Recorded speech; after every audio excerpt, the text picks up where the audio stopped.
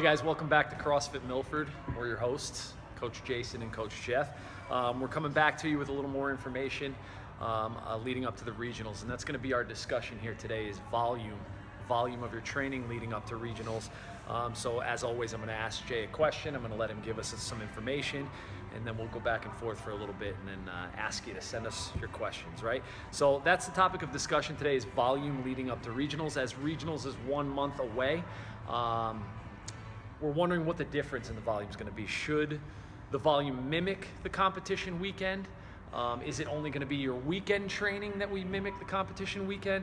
Or what are our weeks going to look like leading up? So what's the volume going to look like, Jay, as we go forward? Yeah, so... Yes and no. Yeah, yes. It's like the question, do you want me to be at lunch at the right time or right place? Okay. Nobody knows what that means. Yeah, they're both, right? Yeah. So it's a loaded question, and I say that because there's a lot of factors that play into this. The first one being the meaning and effective practice. So you want your practice to be deliberate practice. So if you're coming into the weekends and you want to get ready for the regionals, you have to come in with a deliberate plan and deliberate action to improve and be ready for that type of scenario. So in regards of like intensity, volume, what to expect, what times you're probably doing the workouts, what your nutrition is going to be like in between the workouts, what your recovery is essentially going to be like in between workouts, you know, like you need that to mimic the competition because everything has to be deliberate of what you're going to be facing in order to get the most out of it and to improve the best for that situation.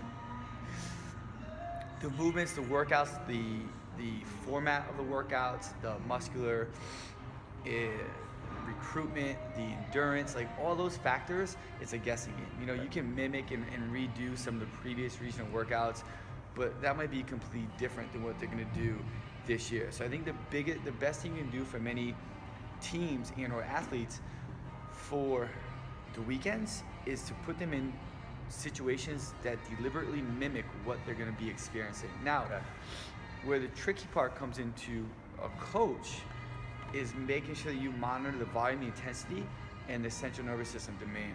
Because it's easiest at this point, if we have like right now 7, 6, 8, 9 weeks left, that's still plenty enough time to hurt people and overtrain people. Yep.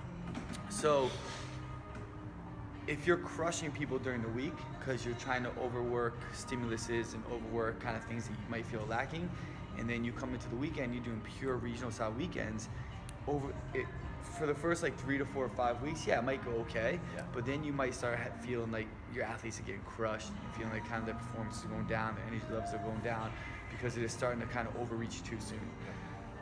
So you need the training to be deliberate. You need what you're trying to do to have specific purpose of what they're going to experience in the competition.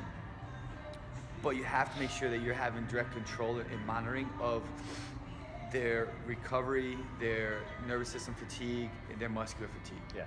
If people are getting kind of banged up, you don't necessarily want to overtrain them because everything right now is about refining. You know, it's like, can we make some gains? Yeah, we might be able to make some gains in like 8 weeks or so. You're not going to make astronomical gains, but it's about like refinement, like we talked about previous skill refinement. So the volume comes down to what your athletes can handle and manage, and everybody's different. Some athletes can handle way more volume, be fine. Some athletes can't. So you really have to know how to walk that line with the athletes and have a good understanding of what that person can manage and handle that won't set them off the deep end too soon. Like we want to get it to where we're slowly progressing them, right?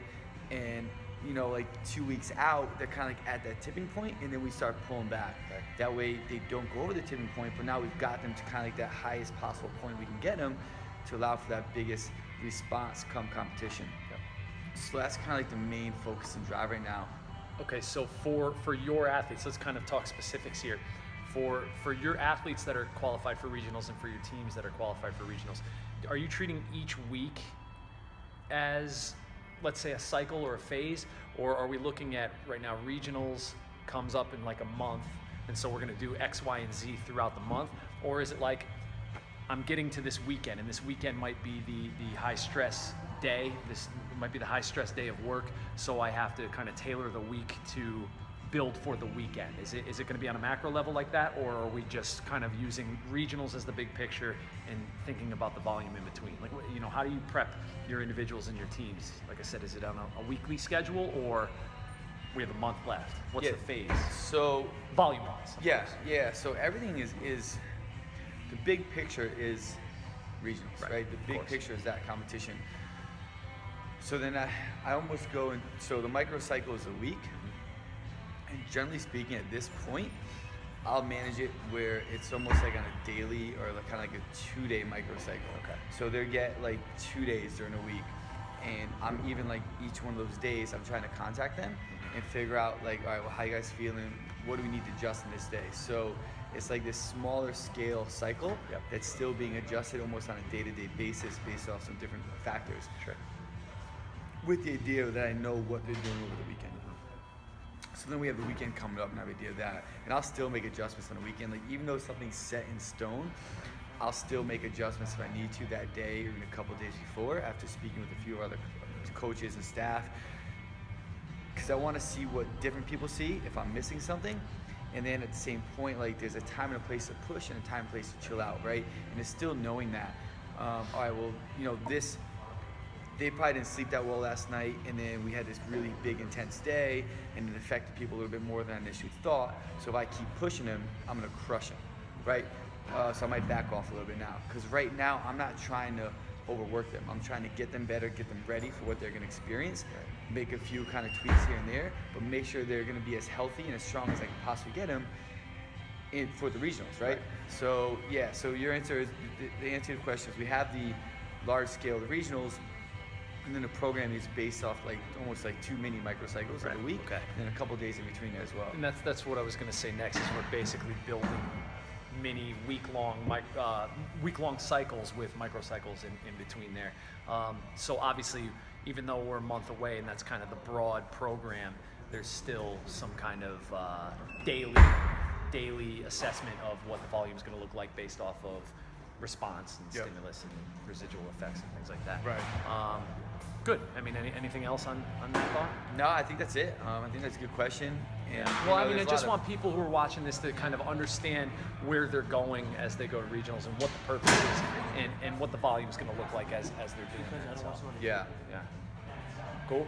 All the wrestlers walking by talking as we're filming. Yeah. Just dabbing behind us. Situational awareness for high school kids is just null and void. Null and void. I think that's a good place to end today. All right, a little bit of a shorter video. Hope you enjoyed that one. Reach out to us if you need us. And don't forget to join us at competitors.crossfitmilford.com. And we'll see you next time. Thanks, guys. Thanks, guys.